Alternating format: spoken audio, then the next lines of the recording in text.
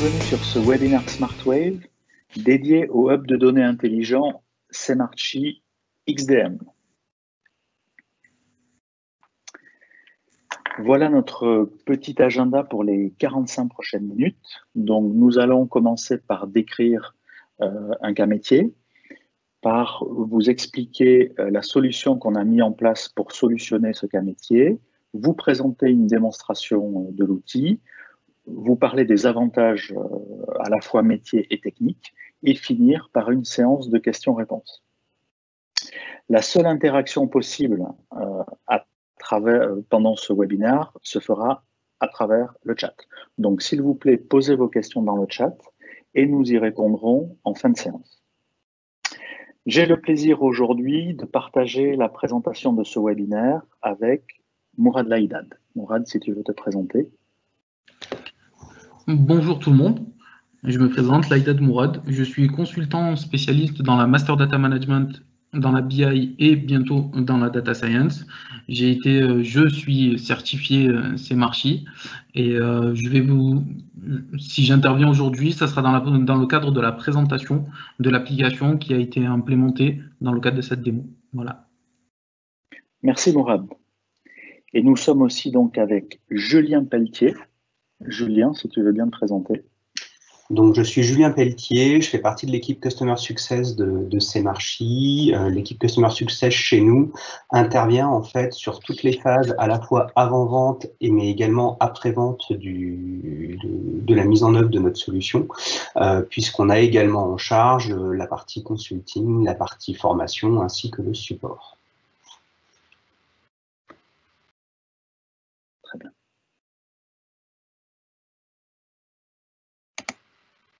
Voilà, je m'appelle Stéphane Louet et je porte l'offre data chez SmartWave. Bien, donc maintenant nous allons entrer dans le vif du sujet et on va commencer par le cas métier. Donc on va vous parler d'un client qui est un leader mondial dans l'industrie du luxe. Il possède plus de 40 filiales autour du monde et il gouverne déjà ses prix de manière globale. Pourtant, même en gouvernant ses prix de manière globale, on s'aperçoit qu'il y a des différences dans les prix des différentes filiales. En effet, les deux causes principales pour ces soucis-là sont les fluctuations du taux de change et les erreurs humaines qui peuvent influencer les prix. Et un des soucis, c'est que le siège n'est pas notifié. C'est-à-dire quand il y a des modifications de prix de vente dans les filiales, le siège n'est pas modifié. Alors, pourquoi est-ce que c'est un souci? C'est un souci parce que dans l'industrie du luxe, l'image de marque est quelque chose de très important. Il n'est pas question de brader les produits. Il n'est pas question de voir des clients aller acheter un bijou, par exemple, dans un certain pays parce qu'il sait que c'est dans ce pays que c'est le moins cher, parce que ça causerait la vampirisation de vente par certaines filiales. Avant d'implémenter le Data Hub, quelle était la situation? D'abord, quand on voulait discuter de prix de vente, l'unique moyen d'échanger, en fait, ou le moyen le plus commun entre le siège et les filiales, c'était d'utiliser des emails. Donc évidemment, ça prenait du temps et puis c'était difficile à tracer au bout du compte pour avoir un historique. Il n'y avait pas de façon standard d'accéder au prix des filiales depuis le siège. C'est-à-dire que le siège possédait une liste de prix, mais il n'avait aucune garantie que ces prix étaient appliqués dans les filiales. Et de la même façon, quand les filiales mettaient à jour leurs prix, eh bien, le siège ne recevait aucune notification. Voilà. Donc, le contexte métier est planté. Maintenant, on va vous parler de la solution que nous avons mis en place. Un petit schéma pour commencer. Donc ici, vous voyez voilà, l'informatique interne de notre client et à l'extérieur, à la fois les filiales et certains providers. Donc, la gestion du prix de vente dans les filiales, en fait, les prix de vente, globalement, ils sont gérés dans le RP. Et un flux ETL récupère ces prix et les dépose dans la base de données de Semarchi. De la même façon, on va récupérer chez un provider spécialisé les taux de change, donc on va récupérer ces informations tous les jours, et via un ETL, on les poste également dans la base de données Semarchi. Certaines filiales, en fait, utilisent des fichiers plats, donc des fichiers CSV typiquement, des fichiers XML, pour remonter leurs informations vers la base de données Semarchi au siège. Et là aussi, on utilise en fait un ETL pour récupérer ces informations. D'autres filiales sont peut-être un petit peu plus avancées et vont transmettre en fait toutes les informations de prix de vente via une API et souvent via de l'événementiel. Donc, ils vont utiliser typiquement un ESB, un EAI pour transférer ces informations et pour recevoir également les informations. Et ici, ce qu'on voit, en fait, ce sont les postes clients des curateurs de données qui vont gérer les prix en utilisant l'application web qui est créée de manière dynamique par Semarchi. Donc maintenant, on va creuser un petit peu plus la solution. Donc la première étape, en fait, c'est de consolider les prix de vente qui proviennent des filiales et de l'ERP, et puis évidemment d'aller récupérer aussi les taux de change. Ensuite, ce qu'on fait lors de la deuxième étape, c'est qu'on va mettre en place des règles, et avec ces règles, en fait, on va pouvoir identifier de manière automatique les prix erronés. Troisième étape, générer une application web pour gérer les prix. Et ensuite, la dernière étape qui est critique, c'est de renvoyer les prix de vente corrigés vers les filiales. Ici, première étape, donc pour aller consolider ces prix de vente, qu'est-ce qu'on utilise? Eh bien, intégration batch. Donc là, typiquement, ça va être un flux ETL. Où on va aller récupérer des fichiers, encore une fois, typiquement XML, CSV. Et puis, comme c'est de l'ETL, c'est plutôt basé sur des jobs, donc sur du scheduling qui va tourner peut-être toutes les heures. Une partie plus événementielle, donc en utilisant l'API qui est offerte par Semarchi pour pouvoir intégrer des données en temps presque réel. Et aussi, c'est le moment où on va faire du modeling de données. Donc, on va modéliser en fait dans l'outil les différentes entités qui sont utilisées par l'application web.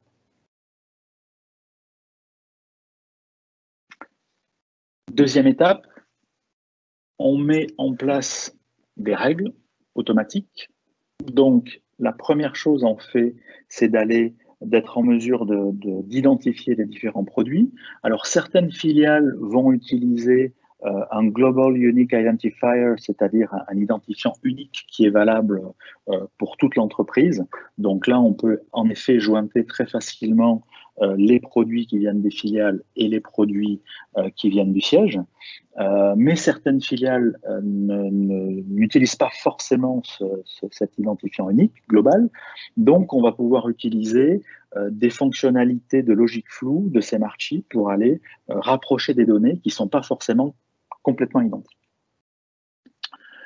Ensuite, on va mettre en place des règles pour s'assurer que les données sont de bonne qualité, parce que là aussi, certaines filiales vont nous envoyer des données qui sont complètement propres, et d'autres, ça sera moins propre, tout simplement. Donc, on va mettre des règles pour faire de la validation, pour faire de l'intégrité référentielle, avoir des listes de valeurs, typiquement. Et ensuite, on va produire ce qu'on appelle des golden data, en utilisant des règles de survivorship. Ça, typiquement, c'est pour du dédoublonnage. Donc, quand on va se retrouver en récupérant des données qui viennent d'une filiale qui ne maîtrise pas forcément complètement ces données, ou en tout cas qui a des problèmes de qualité de données, on va donc faire du dédoublonnage et il va falloir choisir quel est le bon record. Quand on se retrouve avec des doublons, les doublons ne sont pas forcément complètement identiques. Et donc, on va mettre en place des règles pour arriver à créer le record parfait. Ensuite, étape très intéressante et pour moi une grande valeur ajoutée de Semarchi, c'est de pouvoir créer une application de gestion de prix de vente en quelques clics. Quand je dis en quelques clics, ça demande un peu de travail, mais par rapport à développer du code custom, ça n'a vraiment rien à voir. C'est quelque chose qui est très facilement mis en place. Là, l'idée, c'est de créer quelques écrans pour que les curateurs de données puissent gérer les prix. Donc, ils vont voir les prix typiquement on va créer des vues pour voir les prix qui matchent, les prix qui ont été corrigés, par exemple, de manière automatique par Semarchi, ou les prix, ce qui est plus intéressant, qui doivent être absolument fixés par un curateur de données parce que les règles de Semarchi, les règles automatiques, ne sont pas toujours suffisantes. Il faut parfois l'intervention d'un humain. Ensuite, on peut mettre en place un workflow. Là, l'idée, c'est de pouvoir notifier les filiales que certains prix ont été mis à jour et qui vont être transférés de manière automatique dans leur pays. Donc, dans leur système informatique, par exemple, on peut utiliser un email, typiquement, qui sera envoyé à un point de contact. Et ensuite, on a toute une partie historique qui va être gérée par Semarchi de manière quasi automatique, où on va pouvoir ainsi savoir qui a modifié quel prix à quel moment.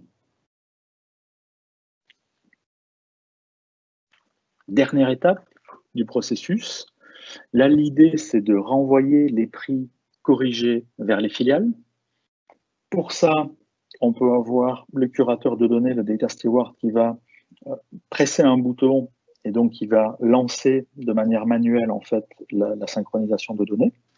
Ou on peut mettre en place en fait une synchronisation de données via un ordonnanceur. L'autre possibilité, en fait, c'est de transférer ces informations, et également, on peut transférer ces informations via une API ou à l'aide d'un ETL. Petite option sympathique qu'on va vous montrer, c'est aussi la possibilité de créer des dashboards. Donc, pour compléter ces 4 étapes du processus, qui sont 4 étapes standards, on peut aussi mettre en place un dashboard qui va permettre de visualiser des KPI et on peut avoir par exemple le nombre de prix incorrects depuis le début de l'année ou arriver à valoriser les prix, les différences de prix en fait par filiale. Ça c'est quelque chose qu'on vous montrera aussi.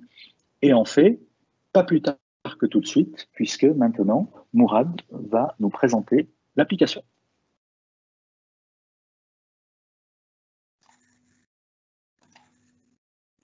Bonjour à tous, est-ce que vous voyez correctement mon écran? J'espère que oui, en tout cas. Non, pas encore. On est encore sur l'écran de Stéphane. Ok. Tu ne l'as pas partagé. Ici, c'est mieux. Voilà. Donc bonjour à tous, je vais vous présenter notre définition et notre vision du Hub Intelligent.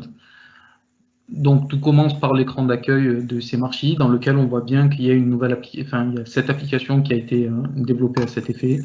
On clique dessus et quand l'application se charge, nous tombons sur un écran d'accueil. Depuis cet écran d'accueil, nous avons la possibilité de rechercher à travers les objets qui ont été intégrés dans notre MDM. Ici, en l'occurrence, on parlera de currency, de monnaie, jewel, de bijoux et des prix associés. Si, à titre d'exemple, on va simuler une recherche sur les prix en euros et on aimerait voir les taux de change qui sont appliqués, on va cocher les objets concernés, on fera une recherche et ici, très rapidement, on aura tous les taux qui sont appliqués depuis l'euro et tous les prix concernés. Voilà. Donc, dans notre hub intelligent, nous avons mis en place 3 écrans. Notre premier écran, ici présent, ce sera l'écran qui va nous permettre justement de référencer tous les bijoux de la marque, toutes filiales confondues. Je passe volontairement très rapidement sur ces écrans-là, puisqu'on aura un détail un peu plus approfondi dans notre Data Hub. Ici, dans l'écran Price, nous allons avoir tous les prix, toutes filiales confondues. Et donc, la maison mère sera beaucoup plus capable d'analyser les différents écarts de prix, de constater qu'il y a de réels problèmes dans les prix et voire même d'intervenir assez rapidement. Cette table-là, dont Stéphane faisait référence tout à l'heure, il s'agit d'une table de référence qui est alimentée via un provider spécialisé dans la finance qui nous transmet le taux de change à l'instant T. Dans notre système d'exploration que nous avons mis en place, notre Data Hub, dans la vision de notre Data Hub, ici, nous avons les différents produits présents, toutes les filiales confondues. C'est une vision beaucoup plus, enfin, un poil plus haut niveau de la vue que je vous ai présentée tout à l'heure, dans laquelle nous avons tous les produits regroupés par catégorie. Ici, en l'occurrence, nous allons avoir les alliances, et ici, toutes les alliances de la marque, et ici, on aura un détail un poil plus approfondi. Nous allons avoir aussi une vision des KPI, et je pense que c'est le tableau de bord qui va réellement concentrer un peu plus notre attention, puisque ici, nous allons avoir un suivi en temps réel de tous les prix en rejet. À titre d'exemple, nous avons constaté une hausse des erreurs de prix sur ces derniers jours, et quand on analyse d'un peu plus près, nous voyons que ces erreurs de prix sont concentrées par différents groupes de bijoux, ici les alliances, les boucles d'oreilles, etc. On voit que ces erreurs de prix sont évaluées à peu près 8 700 €. Quand on parle d'erreurs de prix, on parle d'erreurs à la baisse ou à la hausse. Donc c'est de l'argent que l'on a fait gagner à la filiale ou que l'on a fait économiser économiser ou éviter de perdre, ouais, effectivement, à la filiale. Donc, il était aussi important ici d'avoir une vision de toutes les filiales et de tout simplement analyser d'où venait réellement le problème. Et dans ce graphe-là, on a un très bon exemple qui nous permet de voir qu'il s'agit de la filiale anglaise qui, à elle toute seule, concentre 62% des erreurs de prix. Et donc, la maison mère sera plus à même de la contacter directement pour lui demander de réaligner ses prix. On a mis en place une vision plus haut niveau et qui permet justement à tous les utilisateurs de lister les prix qui sont en erreur. Je vais vous prendre le premier prix, par exemple, ici. On voit bien qu'il s'agit d'un prix en livres. Et dans les masters, ici, on constate bien qu'il y a un écart entre la valeur attendue et la valeur du portail. Nous avons deux sources différentes, comme le précisait Stéphane au cours de sa présentation. Nous avons une source ERP et une source portail, puisque le portail de la maison mère recense tous les prix qui doivent être appliqués dans les filiales. Et à partir de ce prix de référence, on le compare au prix qui nous est envoyé par les filiales, et ici, dans ce cas, on constate bien qu'il y a une erreur et donc la filiale doit se réaligner par rapport au prix de la maison mère. Voilà pour moi. Enfin, je peux très rapidement aussi faire une passe sur la possibilité et la facilité des utilisateurs de créer des bijoux dans le cadre où la filiale n'a pas eu encore le temps de créer ces objets-là, donc c'est la maison mère qui peut prendre le relais pour envoyer les informations à la filiale. Idem pour la partie prix et pour la partie alignement des taux de change, on procède exactement de la même manière. Voilà pour moi. Je redonne la parole à Stéphane. En fait, on a un peu de temps, Mourad, donc est-ce que tu veux bien nous montrer, par exemple, les différentes entités dans l'application Semarchi? Je ne parle pas de l'application web, mais dans le code, en fait. Ok. La modélisation. Ok, si tu veux une vue du diagramme, pas de problème. Voilà, c'est ça. Bien entendu. Hop, application, builder. Et ici, dans notre hub intelligent,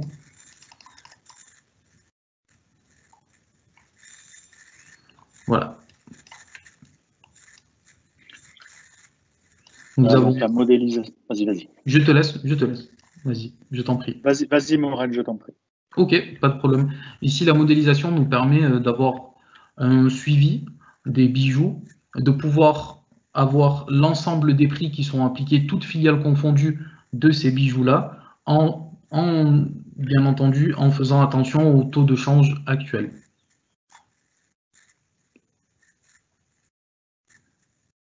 Juste si je peux intervenir, Mourad, à ce stade-là. Ce qu'il faut bien comprendre dans la philosophie de la solution Semarchi, là on a fait un modèle vraiment très simplifié par rapport à la démonstration qu'on souhaitait apporter dans le cadre de ce webinaire, mais c'est absolument pas un modèle prépackagé ou figé. Vous avez évidemment la possibilité de complètement personnaliser ce modèle, de rajouter des concepts dessus. On verra notamment, il y a certaines questions qui sont liées à des offres promotionnelles propres à une filiale, on y répondra tout à l'heure, mais c'est des choses qui peuvent être en effet modélisées et ajoutées dans le système. Donc c'est vrai que la manière dont on va modéliser les données va être très spécifique en fait finalement à chaque problématique client. Par contre, c'est vrai que ce qui est intéressant là, c'est dans l'utilisation des fonctions de dédoublonnage de Semarchi qui permettent de retrouver en fait les différents prix de vente qu'on connaît dans les différents systèmes au travers du SI qui peut exister, que les prix de vente soient gérés en centrale ou en local. Et c'est l'utilisation des fonctions de dédoublonnage en fait qui permet d'identifier aussi les écarts de prix qui sont remontés et qui doivent être pilotés. Ce qui est intéressant, c'est que dans les écarts de prix, on va pouvoir aussi associer une tolérance dans la comparaison qu'on fait dans les alertes qu'on remet. On va pouvoir remonter éventuellement à 0 tolérance. Donc, dès qu'on va avoir un premier euro ou un premier centime d'euro en écart, on pourrait imaginer remonter une alerte. Et on pourrait aussi remonter des alertes finalement fractionnées par importance de l'écart. Et puis peut-être remonter de manière critique les écarts de prix supérieurs à 20% par exemple du prix de vente. Et puis de manière non critique peut-être entre 5 et 20% du prix de vente. Voilà. Donc c'est très customisable. On va vraiment pouvoir faire à peu près ce que vous voulez. J'en profite pour traiter au passage une question. Dans la création, est-ce que la création de l'application demande de faire du code? Non, nous on a une approche vraiment no code ou low code, on va dire, selon les cas. On peut assimiler la rédaction des règles de matching en fait à du code, mais en fait c'est juste un algorithme métier qu'on traduit dans le langage de la solution et qui reste très compréhensible. En fait, l'algorithme métier, on a directement sa traduction dans le langage de la solution, mais c'est vraiment très très simple à prendre en main. Et aujourd'hui, les gens qui prennent en main l'application Semarchi sont plutôt des profils issus de la BI, donc des gens qui ont l'habitude de manipuler de la data, et pas du tout des profils issus de la programmation, par exemple des programmeurs Java ou ce type de choses. Voilà. Je te rends la main, Mourad. Je te remercie de ton intervention et effectivement, tu as bien fait de clarifier deux, trois zones d'ombre, on va dire. Et oui, le modèle est très très flexible. La force qu'a Semarchi, c'est que justement, on a la possibilité et on a une facilité de créer des entités en fonction du domaine fonctionnel dans lequel sera utilisée l'application. Et effectivement, tu fais bien de préciser aussi qu'on a la possibilité d'implémenter cette notion de seuil de tolérance pour que certaines anomalies, dans le sens comparaison stricte, que certaines anomalies soient tolérées, contrairement à d'autres où effectivement là on détecte des écarts beaucoup plus conséquents et là par contre un réalignement est nécessaire.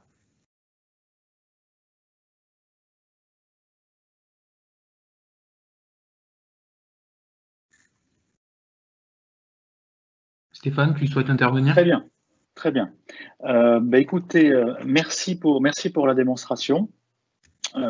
Maintenant, on va repasser en fait à la partie des avantages sur la présentation.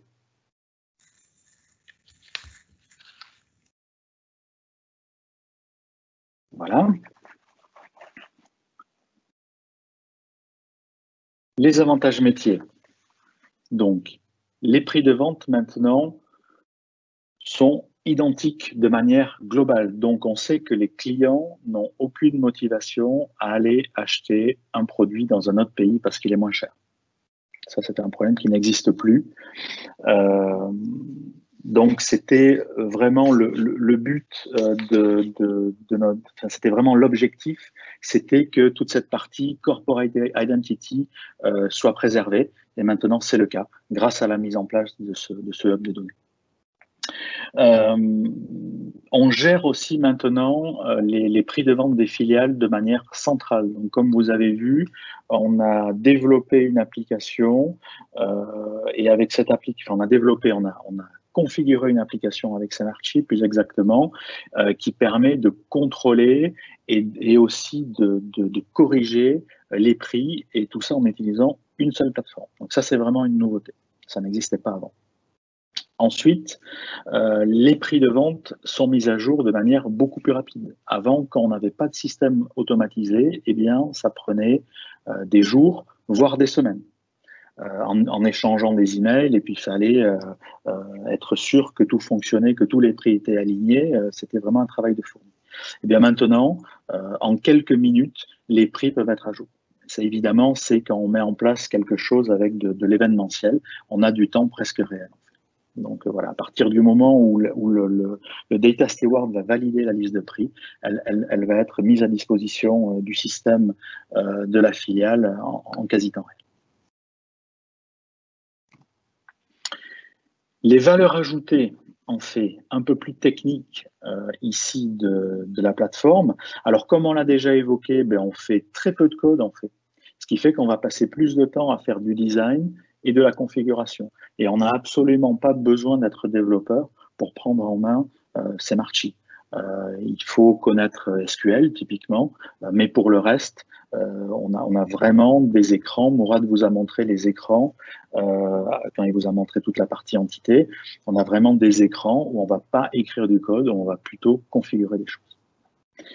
La conséquence d'écrire moins de code, eh bien, c'est que en fait, on va pouvoir réaliser nos applications de manière beaucoup plus rapide. Et ça va pour là, ici, je parle de la version 1, donc vraiment d'amener sur le marché la première version plus rapidement de l'application, mais aussi les différentes releases qui vont venir après. On pourra faire des itérations plus rapides. La mise en place des applications web, c'est très facile, très très simple. Les business dashboards aussi, on ne vous a pas montré comment les créer, mais c'est vraiment en quelques clics, on arrive à gérer ou à visualiser plutôt les KPI, et c'est vraiment quelque chose qu'on peut partager très simplement. Et également, les données peuvent être traitées en quasi temps réel. Donc, si vous voulez faire du streaming typiquement ou de l'événementiel, Semarchi est équipé pour traiter ces problématiques techniques. On n'est pas seulement limité à faire de l'ETL avec du Java. Voilà. Donc, ici s'achèvent les slides et la démonstration, et nous allons donc maintenant répondre à vos questions. Alors, j'ai une première question, Stéphane, qui demandait si les prix étaient renvoyés dans une devise unique ou directement saisis dans la devise de chaque boutique ou de chaque filiale. Alors peut-être Mourad pourra, enfin c'est pas peut-être, c'est certainement Mourad va mieux répondre à cette question que moi. Oui, pour répondre à ta question, effectivement, les prix sont envoyés dans la devise de chaque boutique. Donc de ce côté-là, aucune intervention. La maison mère gère justement les taux de change et est capable d'envoyer l'information en fonction de la monnaie de la boutique concernée. Ok. On avait une autre question sur la gestion des éventuelles offres promotionnelles propres à chaque filiale qui peuvent en effet provoquer des écarts de prix ponctuels.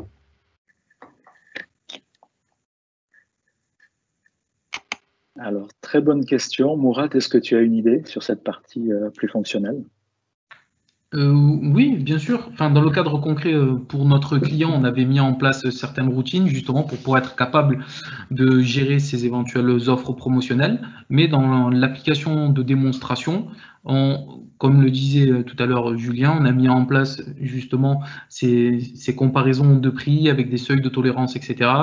Nous sommes partis du principe que nous sommes dans un environnement dans lequel les prix restent fixes, hors offre promotionnelle. Mais rien ne nous empêche effectivement d'implémenter ce type de démarche.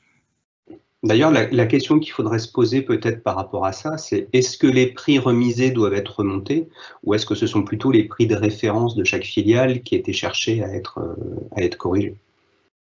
C'est aussi une autre question qu'on peut se poser en fait dans la gouvernance finalement à mettre en place autour de ça. Oui, ou ajouter tout simplement une règle qui nous permet d'exclure le contrôle des prix sur ces prix remisés.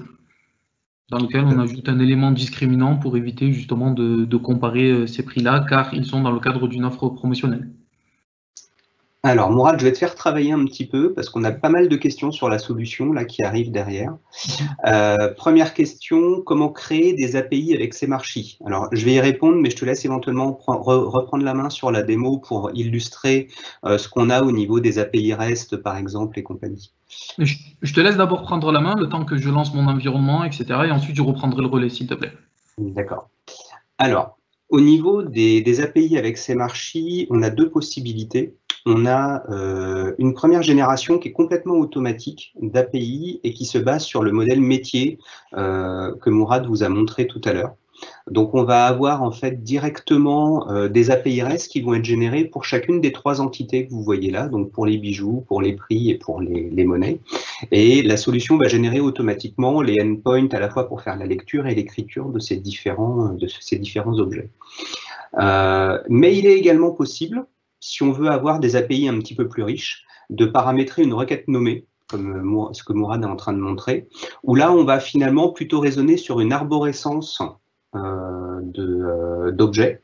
Et donc, on va pouvoir remonter, en fait, pourquoi pas, par exemple, chaque bijou avec la liste de prix dans les différentes monnaies auxquelles il est associé.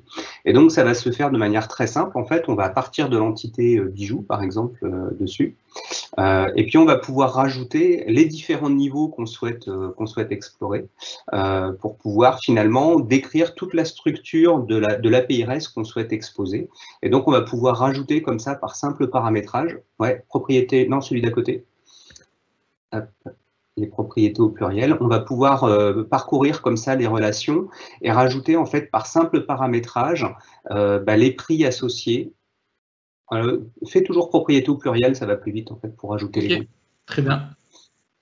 Voilà, donc là on va pouvoir rajouter les informations sur le prix et puis pourquoi pas les chercher au travers de la relation avec la monnaie, les informations sur la monnaie, par exemple, qu'on pourrait avoir. Bref, on va pouvoir comme ça décrire toute l'arborescence des objets qu'on va souhaiter parcourir. Alors là, le modèle est très simple, mais on peut avoir potentiellement des API, enfin des modèles beaucoup plus complexes et une API beaucoup plus profonde, mais ça se définit en fait comme ça. Donc encore une fois, il n'y a pas de code à écrire pour le paramétrage des API. On est vraiment juste sur de la configuration et de la génération automatique quand on va déployer en fait l'application Semarchi. Donc ça, c'était pour la question sur les API. On avait une autre question sur le détail concernant les règles de matching et leur souplesse. Est-ce que tu peux nous montrer... Alors là, tu as fait de l'ID matching. Exactement. Tu n'as pas fait du fuzzy. Donc du coup, je vais juste l'expliquer. On ne va pas pouvoir vous l'illustrer puisque ça n'a pas été mis en place là sur le référentiel. Ce qu'il faut savoir, en fait, c'est que les règles de matching qu'on a dans la solution, en fait, on n'a pas de règles en tant que telles. On a des capacités de comparaison d'informations, donc soit pour faire de l'égalité stricte, soit pour faire du traitement phonétique sur des données, soit pour faire du traitement sémantique, où on va aller chercher des mots-clés dans des chaînes de caractères, soit pour faire du traitement flou, pour attraper des fautes de saisie ou autre. Et en fait, en utilisant ces différentes techniques, on va combiner les différents attributs qu'on connaît en fait sur les objets. Donc par exemple sur des bijoux, on va pouvoir pourquoi pas combiner soit la description et ou la couleur et ou éventuellement les informations du groupe ou de la taille ou le poids. On peut imaginer finalement utiliser toutes les informations qu'on a à disposition pour identifier des règles de dédoublonnage qui vont permettre de pouvoir reconstituer en fait l'unicité des enregistrements, que ce soit en utilisant des attributs d'identifiants, donc notamment des références qui sont déjà potentiellement partagées par plusieurs systèmes, mais ou sinon en utilisant n'importe quelle information, n'importe quelle propriété en fait associée au bijou. Et donc cette souplesse-là, ça permet de dédoublonner à la fois, comme on le voit ici, des bijoux, mais on va pouvoir dédoublonner n'importe quel type de produit, on va pouvoir dédoublonner aussi des tiers, que ce soit des personnes physiques ou des personnes morales, des bases de salariés, on va pouvoir dédoublonner, bref, finalement, toute data qui va être gérée et saisie dans de multiples référentiels et qu'on va chercher à consolider et à rapprocher. Donc ça peut concerner finalement tout type de référentiel. Voilà, et donc c'est extrêmement simple. En fait, on a un éditeur, alors qu'on ne va pas pouvoir voir là puisqu'on n'a pas d'entité fuzzy, mais on a un éditeur qui permet de saisir en fait ces règles-là et qui sont directement la traduction d'une règle de matching métier. Ouais, tu pourrais la montrer éventuellement. C'est vrai qu'on est sur un ID matching, mais tu peux montrer éventuellement comment ça se présente. Après, comme il y a d'autres questions, il faut aussi qu'on avance sur les autres questions, donc on va peut-être pas aller trop loin. Vas-y, montre-en juste une rapidement pour montrer comment on saisit une expression de regroupement. Donc la condition de rapprochement, en fait, c'est simple, on a les informations des enregistrements et puis on dit comment est-ce qu'on veut comparer les enregistrements entre eux, entre le record 1 et le record 2, et puis là on peut faire des combinaisons avec des et, des ou. On a plein de fonctions en dessous qu'on peut appeler pour faire de la comparaison, pour faire du rapprochement, du traitement de flou, de l'inclusion de chaînes de caractères, on peut faire plein de choses. Donc ça, c'était pour la partie matching. Dernier point sur la solution. Après, ouais, quasiment le dernier point sur la solution. Peut-on voir comment on crée un écran? Est-ce que tu peux nous montrer très rapidement en fait comment tu designes un formulaire en fait au sein de la solution? Peut-être sur les bijoux, je ne sais pas si tu avais fait un travail un peu plus spécifique sur les formulaires des bijoux. Oui, bien sûr. Ici, je sais pas. Oui, vous m'entendez très bien. Ouais. Oui, bien sûr. Ben, là, tout simplement, on a juste à créer notre formulaire, à le paramétrer comme formulaire par défaut. Et ensuite, on tombera sur un écran qui est relativement très simple, dans lequel nous aurons juste à glisser, déplacer tous les champs que l'on souhaite afficher dans cet écran-là, et ça s'affichera de manière très simple et très ludique. Je peux vous montrer, vous montrer en parallèle ce que ça pourrait donner. Hop. Ici, dans le cadre de cet écran-ci,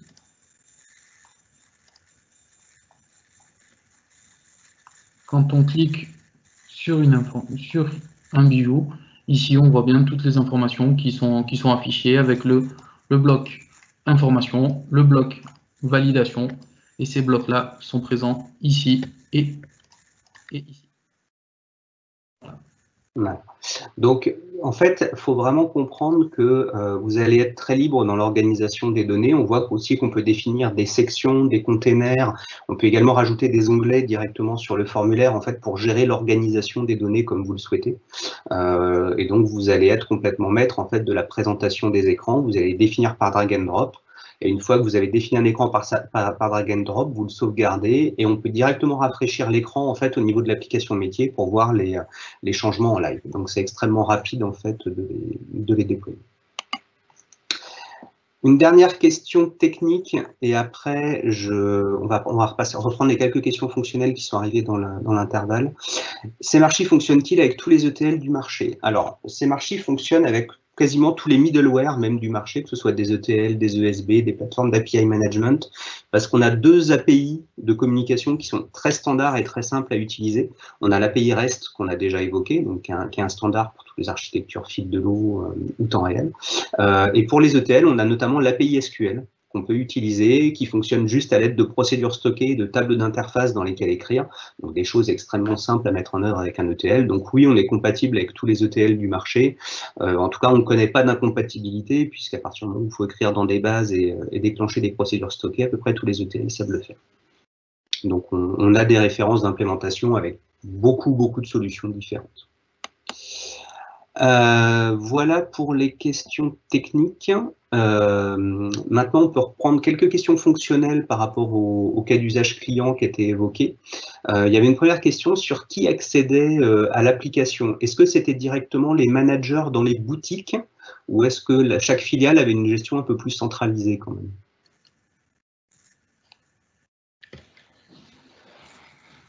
Mourad, Stéphane, je ne sais pas qui peut répondre à cette question. Stéphane, je te laisse y répondre. Alors j'y réponds. Écoutez, non, l'application en fait, elle est essentiellement utilisée au siège. C'est le siège qui c'est les curateurs de données, enfin les gens qui gèrent les prix de vente, qui ont accès à ces informations. Alors évidemment, Semarchi peut aussi, on peut créer des droits en fait et des groupes dans Semarchi, des rôles et des groupes. Donc on pourrait aussi avoir certaines personnes qui accèdent seulement à certaines informations. Ça c'est pas quelque chose dans notre expérience pour ce cas-là qu'on avait utilisé, mais c'est quelque chose qu'on pourrait faire. Mais en tout cas, nous, ce qu'on fait, c'est qu'on envoie un email en fait avec un point de contact dans la filiale avec le champ qui détaille en fait les changements de prix de vente de la journée, et les prix de vente ensuite sont automatiquement intégrés dans le système de gestion des filiales.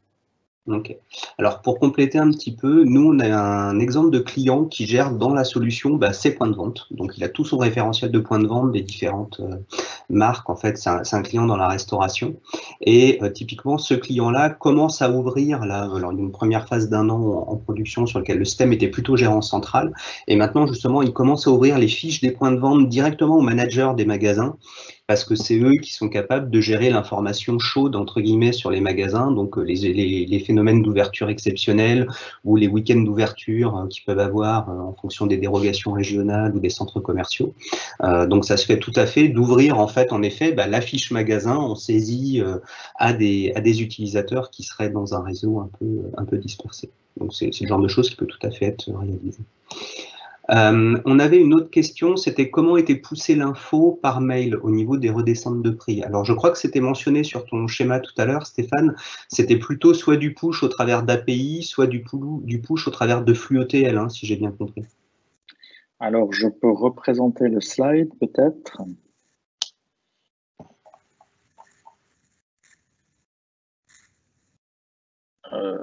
Voilà, tac, tac, tac. Nous y voilà. Alors ici, en fait, on ne parle pas vraiment d'email. Sur ce schéma, ce n'est pas des emails, c'est vraiment des données qui vont transiter pour des systèmes informatiques. C'est vraiment type B2B. Après, les emails, ils vont partir vers les adresses email de points de contact dans les filiales. Mais ils ne sont pas ces informations-là ou ces flux de données ou ces flux d'informations ne sont pas vraiment décrits sur ce schéma. Ici, on a décrit juste du flux de données, où ici, on passe par de l'ETL pour intégrer typiquement du fichier plat de ce côté-là et intégrer via JDBC ou ODBC des informations dans la base de données de Semarchi. Et puis ici, on va être plutôt dans de l'API où la filiale va pouvoir pousser directement ces informations dans le hub de données de Semarchi. Donc là, on ne parle pas directement à la base de données, on parle directement au serveur d'application de Semarchi. Et donc les informations vont entrer via les API proposées par Semarchi. Très bien. Alors, on a deux dernières questions qui se rejoignent un petit peu. C'est au niveau de la notion en fait de zone géographique, pour savoir si on peut régler en fait éventuellement avoir des règles différentes sur les zones géographiques, par exemple pour comparer les prix, et si on peut mettre en place des prix de référence par zone géographique pour avoir par exemple un prix de référence en Europe qui serait 100 € ou un prix en Amérique qui serait de 100 $. Est-ce qu'on peut imaginer comme ça dans le processus de comparaison finalement avoir un prix de référence qui soit pas juste exactement la traduction par rapport au taux de change, mais vraiment un prix de référence spécifique à chaque zone? Je me permets d'intervenir et d'ailleurs c'est une question qui est hyper intéressante. Donc oui, je réponds par la positive, puisque il est possible de définir des prix de référence, puisque lors de la politique de consolidation, on match et on consolide les prix et on rapproche plutôt les prix entre les ERP filiales et les prix qui sont fournis par le portail. Donc dans le portail, nous avons juste à définir le prix de référence qui doit être appliqué, et du coup on sera capable justement de détecter et de déceler tous les écarts et toutes les incohérences de prix par rapport à ces prix de référence.